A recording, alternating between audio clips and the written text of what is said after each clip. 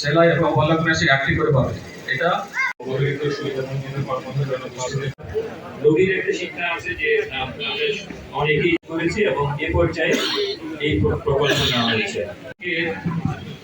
নারী উন্নয়ন ফোরাম এবং সমাজসেবা তৈরি হবে।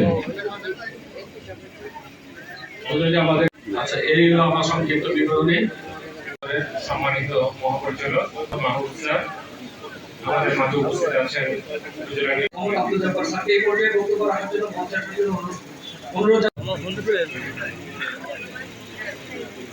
তো ওই অঞ্চলগুলোকে যদি একটু বেশি প্রায়োরিটি দেওয়া হয়, আপনারা যারা প্রকল্পের সাথে জড়িত,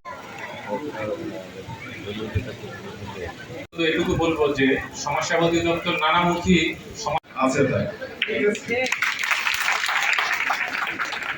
দীর্ঘ সময় যাব, এর জন্য আমি আমার বক্তব্যকে সংক্ষিপ্ত করছি।